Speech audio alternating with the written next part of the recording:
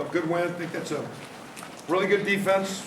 Defensively, we got a little bit better, a lot of work to do. Kicked a little better. Was proud of the guys. Was going to get a win. And I'll say something again. I know, Mr. Glass is over there. We started several years ago, and this wasn't about, we got Florida International for 4 years. It wasn't like we thought that was a good team or a bad team. It's like I wanted 7 home games. And I wanted for our players like Zach Shaw, when he played 4 of his 5 years with 6 home games, and nobody in the Big Ten's done that.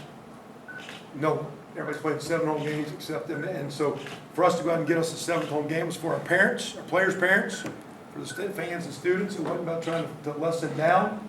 If you look at the teams we would have played good plays, so that tried to be a story that was totally out of context, because my take, Mr. Glass, was I wanted my players to play in front of our fans one more time. And no matter what we paid, you make a lot more with concession stand money, parking money, season tickets, so it ain't like you're losing when you play home games. So I do, again, we play Florida National 4 years, we got a great challenge next week, but I do want you guys to know that the reason we wanted to play the team was I early didn't like myself. It was 6 games, 6 games, 8 games, 6 games, 6 games. And Mr. Glass, they worked hard, and we're excited to play Florida National. They're much improved. They're going to have a great year, and I think it was a good one. So anyway, questions? It seemed like after last week, there's probably 5, 6, maybe even more defensive plays that you could probably point to, and so that was why you guys were able to win this game. I mean, how improved? I think a huge play. That everybody, you guys remember the touchdown. Dawson Fletcher made a huge play to play before to get his hand on the ball and deflect what could be an open pop pass for a touchdown.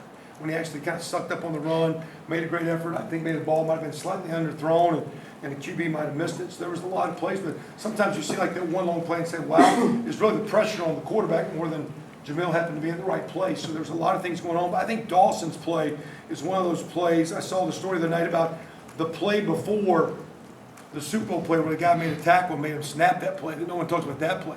I thought Dawson Fletcher's play was one of the huge plays in the game because he had a chance to be there for them.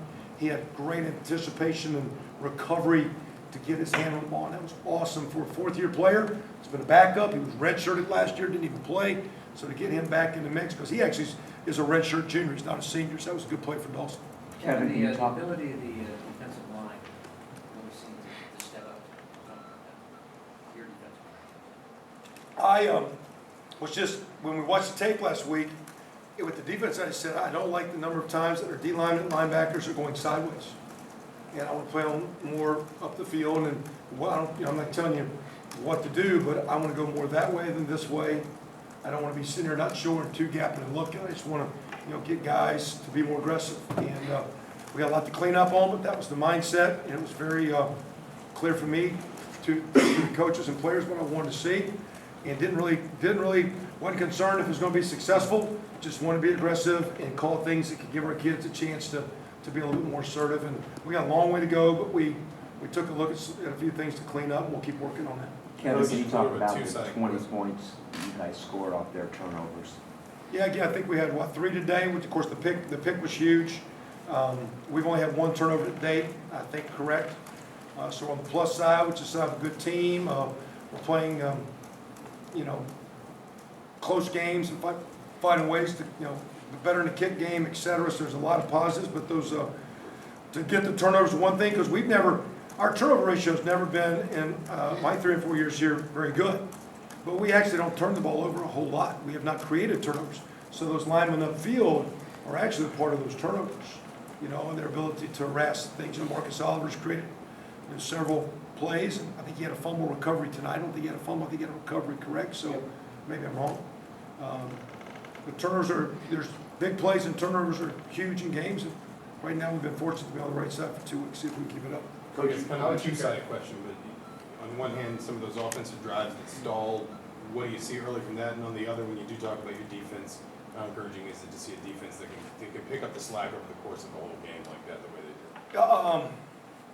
The offense, I felt I was very poor on some 3rd down and red zone thought processes, and really could have put us in better positions. And I'll take total responsibility for some of those.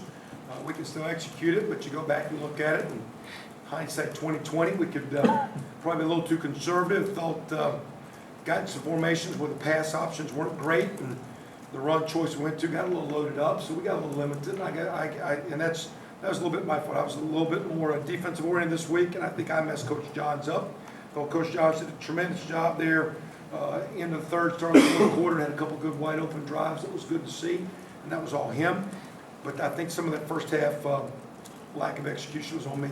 Defensively, and all I talked about to our team is the way I kind of try to live, try to coach, and want our team to play is, doesn't matter what happens, is what's next. You need to move on.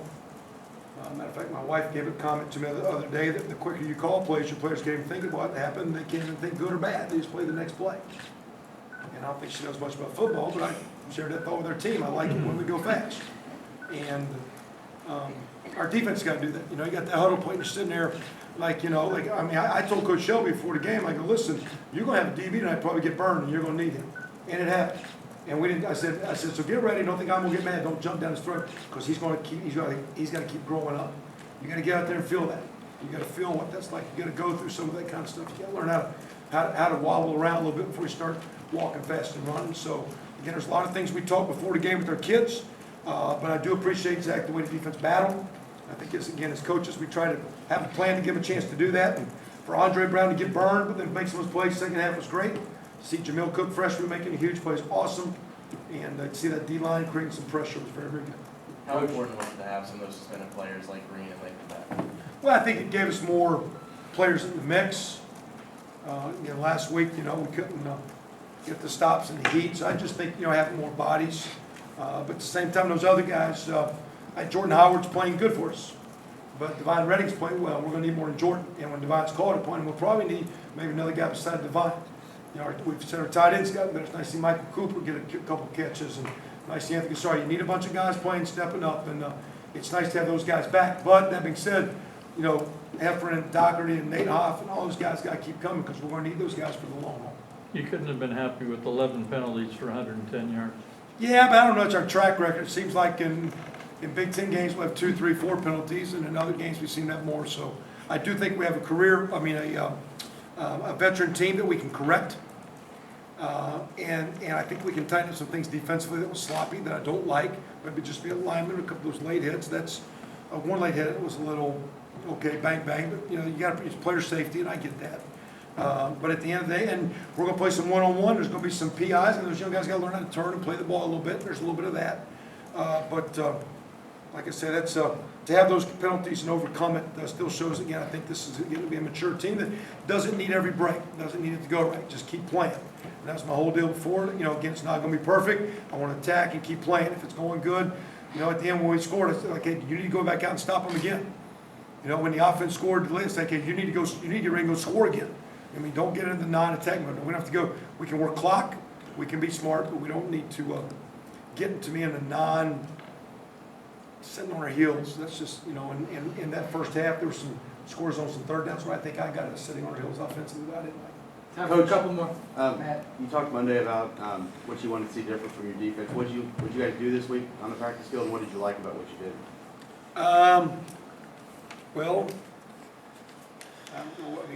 We practice the way we practice, except I did a bunch of hollering. I don't know if anybody listens to me, but we were going to play hard.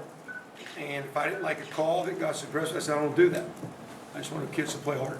And I ask a lot of questions to defensive coaches. If I thought a call could not put us in place to play hard, I just don't worry about it right now. Take that out. I don't want our kids. We got to be sound.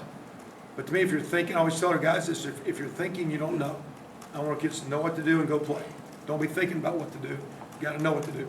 So if there's a lot of thinking, let's just put that one and step aside, and let's come back to that one. We'll need it, but I want to get our kids. And again, I thought that was a good offense. Coach Turner does a great job. They worked us good, but I just wanted to do some things where and I'm not saying we simplified. It's just I just wanted to do things where our kids could be assertive. They know what was going on. Coach, Jordan in the running game, getting things going in the first half. What were your thoughts on how? They're a very good run defense, and what they gave up 46 the first week. We thought, watching them on tape, they were, and we're going to play some, but we thought they were a very impressive defense, and they showed it the first game.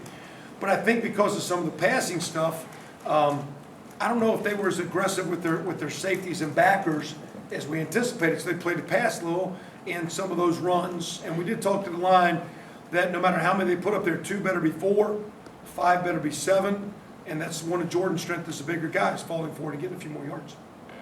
I know Last it's one, guys. one game, but is this something like the Darius Latham you thought you saw this summer? You talked about the kind of off-season. Well, and I don't know, I mean, he jumped, he was in neutral zone, but again, he's got, he's still like Nate Sudfeld, he's like, a lot of those guys pretty, he's talented, but man, he still hasn't played a lot of football. And he's young, there's so much growing, I think the more you play and the more you learn, so he's been awesome, in the way he's prepared, in the way he's practiced, but again, like I told Ricky last week, you're only a good player if you can back it up by playing another good week, and for Darius to be what we want to be, now he's, quote, at the game mode, we want to see that preparation and things, that consistency, so glad to get him going, but I really be looking forward to seeing what he wants to do this week and how he wants to build from that. All right, thanks, guys.